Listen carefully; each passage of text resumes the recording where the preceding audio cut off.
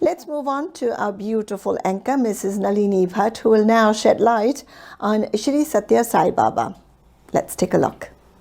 Love is my form, truth is my breath, bliss is my food. Love is my form, truth is my breath, bliss is my food. Love is my form, truth is my breath, bliss is my food. Love is my form, truth is my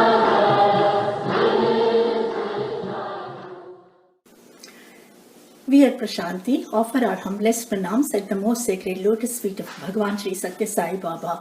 Welcome, brothers and sisters. This is Nalini. Last month on Prashanti, we delighted in learning about the loving letters that Shri Baba wrote to various devotees, students, family members, officers of the organization, and so on. This month, Prashanti brings you the letters that the devotees wrote to Bhagavan. Why write letters to the avatar who is omniscient, one may wonder. True, Baba is omniscient and knows everything that goes on in the lives of people.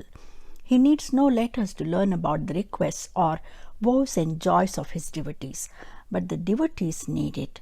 Baba himself pointed out the reason we should write to him, and I quote, "It is in answer to your prayers that I have descended in this form. I have the capability to answer you even from above, right?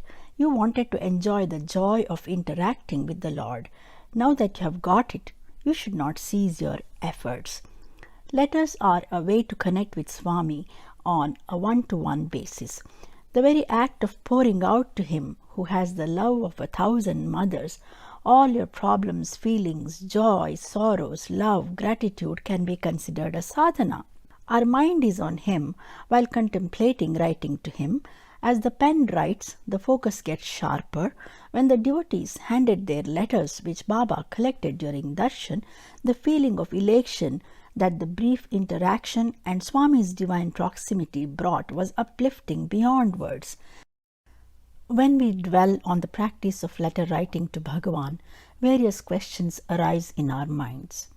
Did Baba read thousands of letters that he received every day? What happens after he reads them? Does Bhagavan require a letter to get to know of a devotee's problem? We'll address these questions on Prashanti throughout this month. How could Baba, amidst his busy schedule of darshans, interviews, organizational work, and so on, have time to read all the letters? Here are some of the answers. Does Bhagwan read all the letters that we give? I think we should have a discussion and find out what is happening. Okay, the discussion started. I've actually said, it is impossible for Swami to read all the letters. It's only our Brahma if we think that Swami can humanly read all these letters. The basic fact, number one, does he need to read it? Number two, is he human at all? This is the kind of mistakes we make regularly, and it's just like staying with the fire, you forget in whose presence you are. The discussion closed. Next morning we all went for darshan. I went and I parked myself near the interview room doors. Now starts the fun. If he knows that somebody has a doubt or something, he will ensure that the doubt multiplies in no time. So Swami's got a huge pack of letters, put it in his lap, 1, 2, 3, 4. He's counting and he's throwing it aside. So I was thinking very happy. Last night we were already discussing, Swami cannot read all the letters. There he is. He has proved me right. I was patting myself on my back. Then Swami stopped counting and he looked at me like this. So I just gulped. And Swami said, "Are you getting some doubts?" I said, "No, Swami." He said, "Don't lie near your guru." Come. He spread out the letters like this and he said, "Pick up any one." So I just picked up one random, normal, white envelope. Then Swami said, "Open it." I said, "Swami, it's a letter for you. How can I open?" Then he said, "See, I'm telling you, you open it." I opened it. Then he said, "Go back to that corner. Read it to yourself. Don't read it aloud." So I just read. It was a letter from a devotee in Calcutta whose son had some mental problem. Just by pure power of vibhuti, which he sent in regular doses to that devotee, Swami cured that boy. That boy was now in his engineering final year and he was graduating with top honors. This father was so proud that he had given a Thanksgiving letter to Swami. You will not believe it, sisters and brothers. He sat there on the chair and he repeated verbatim what is there in that letter. Out of the thousands of letters, he knew what is there in that. That is when the realization hit me. Why are we wasting so much of time discussing? Does he have time to read all these letters? The fundamental truth, he doesn't need a letter in the first place. He already knows. I just had a question about what you said about Swami reading the letters. You said he doesn't need to read the letters, but he still does. I think that could be like a reassurance to people who send the letters to him. Now they hear from you that Swami did actually read those letters. Yeah, there's no doubt about it. For him, if he looked at somebody's name, he was thinking of him, he's blessing him. Because I remember a person brought him a list of names, and he took his hand and went through like this.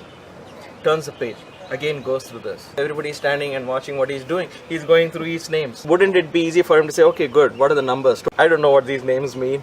But for him, each person's name he would read like this, with his hands going again 4 or 5 pages. Why would he do that? I think it was more like he was blessing him, blessing each individual. So when you handed over letters from devotees to Baba, when he accepted it, he knew exactly what he's doing. He knew exactly.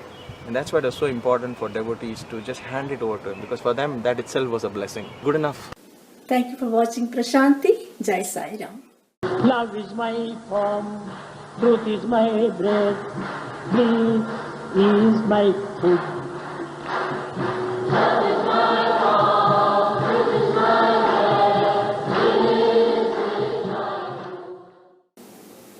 We at Prashanti offer our humblest pranams at the most sacred lotus feet of Bhagwan Shri Satya Sai Baba.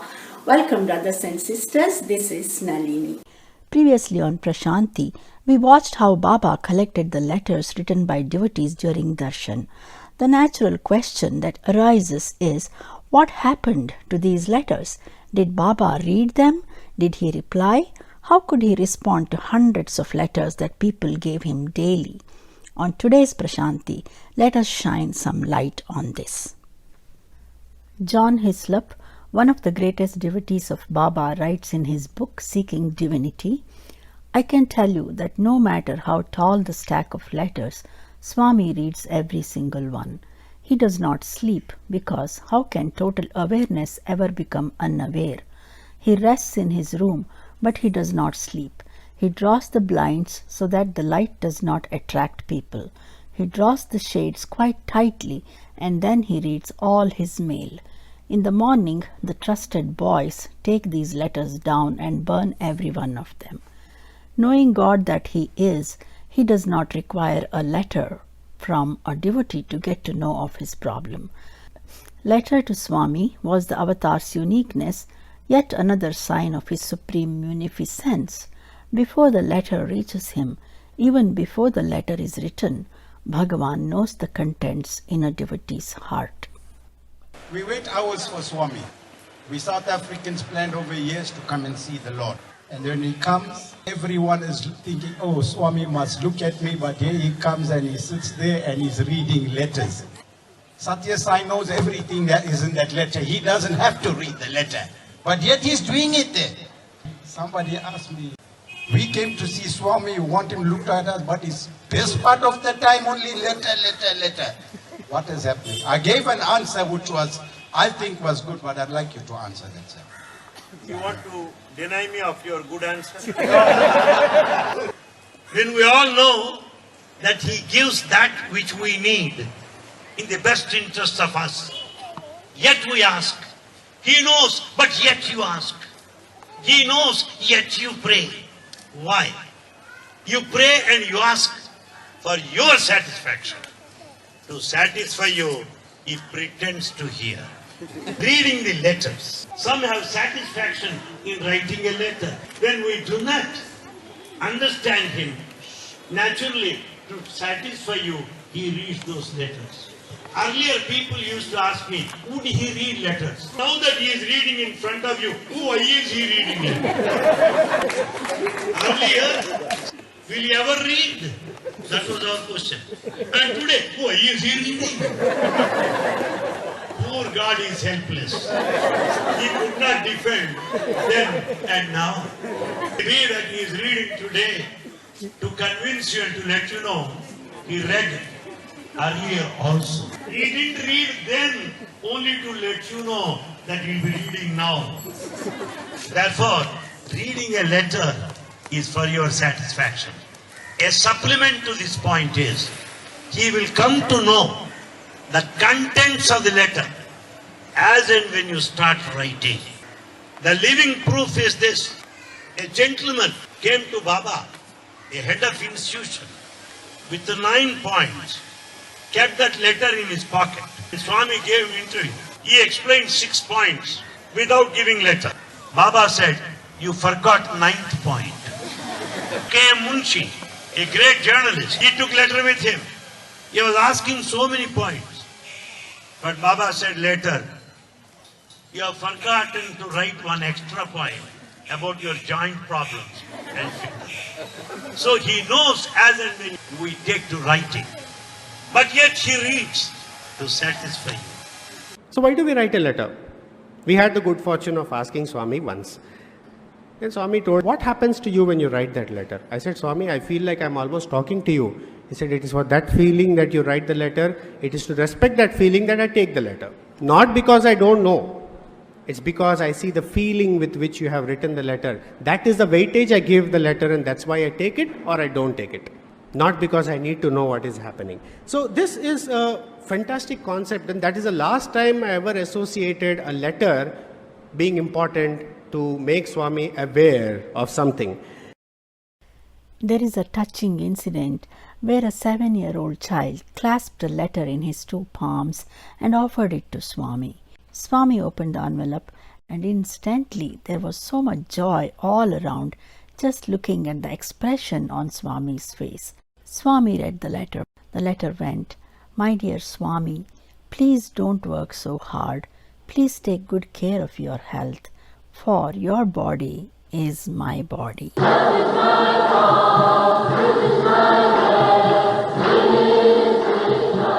We at Prashanti offer our humblest pranams at the most sacred lotus feet of Bhagwan Shri Satya Sai Baba. Welcome, brothers and sisters. This is Nalini. We have been learning about the letters that devotees wrote to Baba, letters that acted as a personal link to Bhagavan for the devotees. Many questions were answered, many wishes were fulfilled when devotees handed their letters to Baba. The grace of Baba works for different people in different ways. Here is an incident. A Chambal dacoit and a spiritual aspirant sat next to each other awaiting Baba's blessings during the evening darshan. When Baba came close to them, the dacoit handed over a letter to Baba, and Baba threw that letter at the spiritual aspirant. When the spiritual aspirant gave his letter to Baba, Baba threw it at the dacoit. The letters were thus interchanged. After Baba's departure, a quarrel brewed between the dacoit and the aspirant. The dacoit demanded his letter back from the aspirant, while the latter refused, saying that it was Baba's prasad for him. The other devotees intervened and pacified the dacoit. An old devotee opened the 2 letters. The letter given to the dacoit, which was actually the spiritual aspirant's, contained a 500 rupees note, and the other, which was given to the sadhaka, which was the dacoit's original letter, contained a plain paper in which the dacoit had written his wish on, but now the written material was gone and it was a plain white paper. The next day Baba came for darshan. He told the dacoit, "You had faith in me that you wrote down all your sins in a sheet of paper seeking forgiveness from me. You had written that if I accepted the letter, you would take it as I have forgiven you. That's why the paper that you gave has now come back to you as a plain sheet without the writing. This means that I have accepted your sins and have forgiven you." Baba then looked at the spiritual aspirant and said, "You were here for 7 days waiting for my darshan. Your money is now exhausted. You had mentioned it in your letter. I have given you 500 rupees for your travel and to fill your stomach on the way." This proves that Baba often fulfilled devotees' wishes when they handed over letters to him. I never believed in giving a letter to Swami. I always say he is an omniscient, he is omnipotent. Why should I write a letter? Possibly it's arrogance. Now, at Hyderabad in my office of the global hospitals, one day, round about 1:32, I felt I must write a letter for the first time in my life. I took the paper and started writing. By the time it is over, it's 2:33. Put it in an envelope, wrote the address, kept it, and then I said, let me post tomorrow. I finished writing by 2 o'clock. 3:30, the telephone on my table rang. My brother was on the other side. This hour, why did you call me? It must be darshan time, 3:34, Swami must be around. Yes, it is darshan time, Swami is around. He asked me to tell you that you wrote a letter to him. He also told me, nothing to worry, need not be posted. My letter was there only. This is a greatest symbol of omniscience and omnipresence. You name any word of a God definition, even if you know it, I feel there is something beyond our comprehension. When the Lord takes a form and comes, suddenly we discover His omnipresence, His omniscience and His omnipotence, and says there is no need to write a letter to Bhagwan because Bhagwan knows everything. Swami said, you jolly well write a letter to me because it is in answer to your prayers I have come. Now it is your duty to take that effort to come up to me because your redemption lies in being close to me. I have taken that 100 steps towards you. You have to take that one step towards me, and that is of writing a letter. Because in the process of writing a letter, we are actually achieving Trikarna Shuddhi. When we are writing our feelings to Bhagwan, we are thinking of Bhagwan, we are speaking out those words, and we are writing. At that moment, there is unity and purity in our thought, word, and deed. And therefore, we must write a letter to Bhagwan. Any act that focuses our mind on the Lord will bring us nearer to Him. Writing letters is one such act. Devotees of Sri Baba have benefited immensely by confiding in Him and seeking His solace. The practice of writing letters to Baba continues even after his Mahasamadhi, as is evident by thousands of letters that are tied to the wish-fulfilling tree in Puttaparthi. If Bhagwan read each letter when he was in his physical form, one can be even more sure of his response to the letters when he pervades the whole universe as omnipresent, omniscient, and omnipotent, with apparently no physical body and no time and space as constraints. Thank you for watching Prashanti. Jai Sai Ram.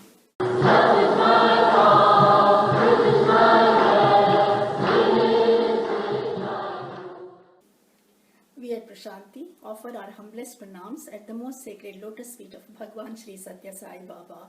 Welcome, brothers and sisters. This is Nalini. Today, May 6th, is celebrated in the Sai world as Eashwaramma Day, also known as Children's Day, to honor Sri Baba's mother Eashwaramma's love for children. It is the day the mother of the avatar merged into eternity, having fulfilled her sacred task of presenting none but the Divine Lord Himself to humanity. Mother Ishwaramma had a colossal task of living up to her role, and she did it to perfection. Previously, we have showcased how Mother Ishwaramma was the driving force behind the major social undertakings of Baba: education, hospital, and the water project. We also talked about Baba's immense love for his mother and the mother's love and innocence in her anxiety for Swami's well-being. It is said that Mother Ishwaramma used to visit Swami even after her demise out of her love and concern for him. Today we bring you glimpses of Eashwaramma and an incident narrated by Baba's ardent devotee and student Sathya, who served Sri Baba till the last day of Sri Baba's life with purest of the pure hearts and devotion. Let's watch. For this body, there was a mother, Ishwaramma. She was uneducated, she was actually illiterate, but what wonderful things she used to tell. Little children go walking to the school in Bukkapatnam from our village. Swami, could you please build a school? The foundation was laid, and in 1 week, when little children have little ailments like cold and fever and all that, the mothers should walk to Bukkapatnam and take them. And in Swami, could you please build a hospital for these little ones? So I built a small hospital. So she was a person who used to tell things which were for the good of whole mankind. She had a heart which was large and expansive. Now, in the discourse, Swami tells this boy Satyajit also has seen Mother Ishwaramma. This was sometime in June 2008. We had just come back from Vrindavan, and it was a very, very hot June afternoon. Swami was already in a wheelchair by then. Swami was already tired. Swami lay down for resting.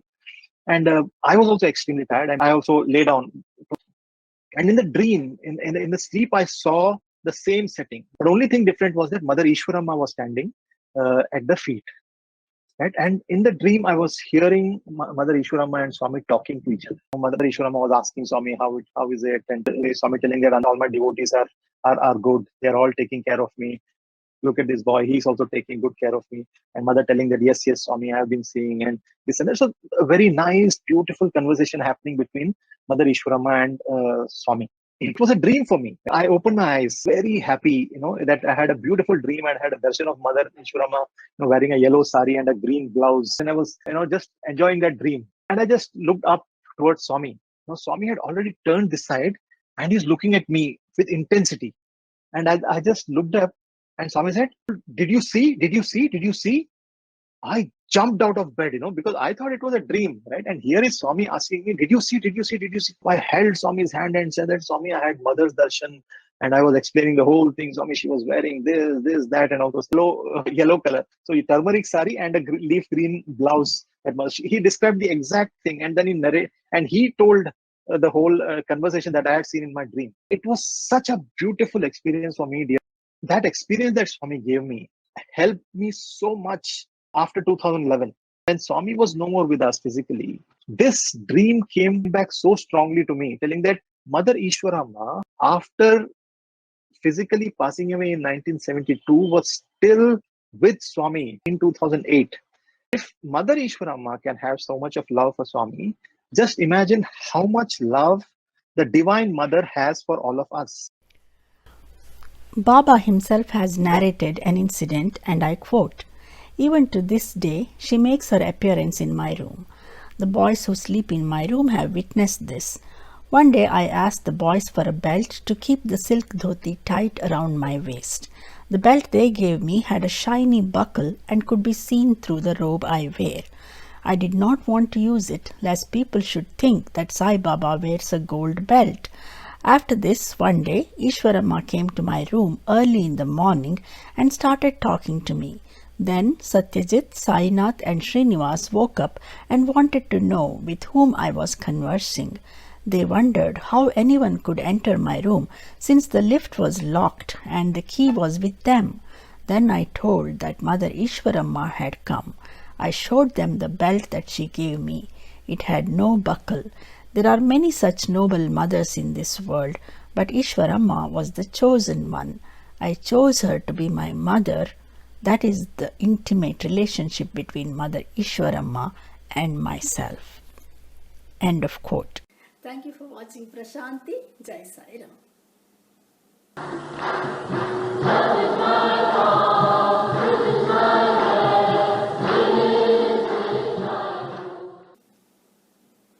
We at Prashanti offer our humblest pranams at the most sacred lotus feet of Bhagwan Shri Satya Sai Baba. Welcome brothers and sisters, this is Nalini. Today's Prashanti brings you Baba's visit to Kashmir in 1980 with a group of alumni of Shri Satya Sai colleges and other blessed devotees like Swami Karunyananda, who was 90 years of age at that time. During this trip, among other things, Baba's materializations of Spatika Linga of Amarnath from the sand and the Lakshmi Narayana idol of Badrinath were the highlights. Baba's visit worked as a soothing balm on the disturbed state of Kashmir. Wherever Baba went, huge crowds welcomed him with devotion and joy. It seemed as though Baba visited Kashmir to bless the people, to make them endure the hardships that loomed large over the horizon. Baba's trip satiated the spiritual thirst of the seekers and left them immersed in his divine love. Let's watch. Bhagavan Shri Satya Sai Baba's journey to Kashmir began in New Delhi on June 1st, 1980, and the peak of Delhi society was at Bhagavan's feet. Thousands of devotees secured darshan as he passed through Delhi on the way to Srinagar, the capital of Kashmir. Baba's party spent the night of June 3rd at Udhampur. The next day, Baba proceeded to Patnitok. General Malhotra was Baba's host in Kashmir. The same day, Baba and the rest of the party went along the Jhelum River, where Baba was greeted by crowds of children. These are scenes of General Malhotra's house. As the news of the presence of Bhagavan and his infinite compassion spread to masses of people, journeyed towards Srinagar in the hopes of receiving Swami's darshan. The next day, Baba and party drove to a quiet village called Dachigam, where General Malhotra had arranged for a stay at a quiet rest house embellished with beds of multicolored roses. At Dachigam, Baba went to a secluded spot on the sands where he materialized the Spatika Linga of Amarnath.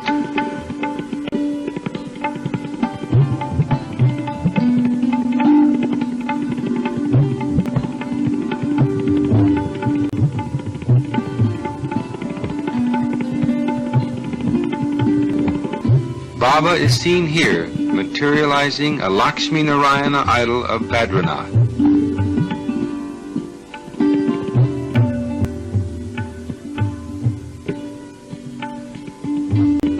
Baba's party traveled to Gulmarg. From Gulmarg, the party proceeded to Palgam. Baba is seen here with Swami Karun Anandaji.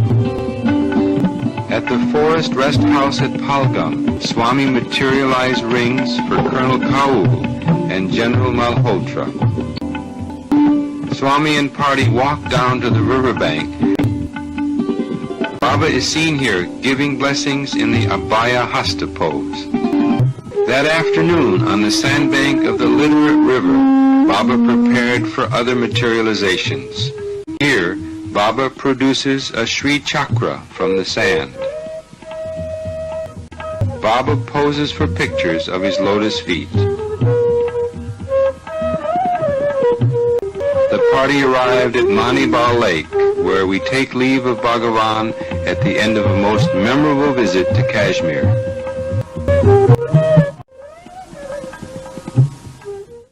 Mr. Ramakrishna Reddy, one of the fortunate members of Swami's entourage, says, and I quote, "I came to Swami as a boy of 8 in 1962, but had never before seen such ecstasy and longing for the Lord. Wherever Swami went, people were just euphoric.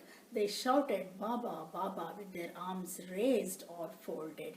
The devotee adds, "I was convinced beyond doubt that the narrations of ecstatic devotions I have read were not just poetic creations, but manifestations of pure love.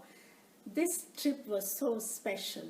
I cannot describe in words the beauty of the valley, the unparalleled devotion of the Kashmiris, and Swami is so beautiful." End of quote. It is obvious that those who accompanied Baba on the pilgrimage cherished it, holding it close to their hearts.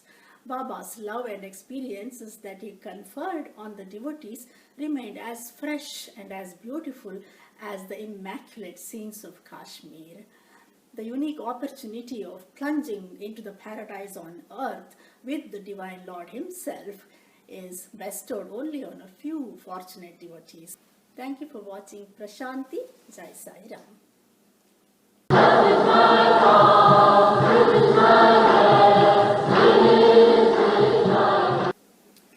We at Prashanti offer our humblest pranams at the most sacred lotus feet of Bhagwan Shri Satya Sai Baba. Welcome, brothers and sisters. This is Nalini. The 1980s marked the development of Bhagwan's educational vision, fostering an integral system of education focusing on worldly and spiritual welfare. Shri Satya Sai Institute of Higher Learning is a visible manifestation of Shri Baba's vision of education that will bring about total human transformation. The Shri Satya Sai system of integral education is inspired by the ancient Indian system of education, the Gurukula, modeled to suit the needs of the contemporary times. Baba was the founder chancellor of the institute since its inception in 1981, giving a unique vision, mission, and a curriculum designed to mold generations of young men and women with a perfect coordination between head knowledge, heart compassion, and hands skills. Baba was perfection personified in running the institution, making several visits to the campus, inaugurating every department, blessing each piece of equipment, and surcharging every nook and corner of the institute with the touch of his lotus feet. Let us watch. Established in the year 1968, the Shri Satya Sai Institute of Higher Learning is a unique institution with its focus primarily on imparting values-based integral education. This model institute aims to prepare graduates to be professionally competent, socially responsible, and spiritually aware.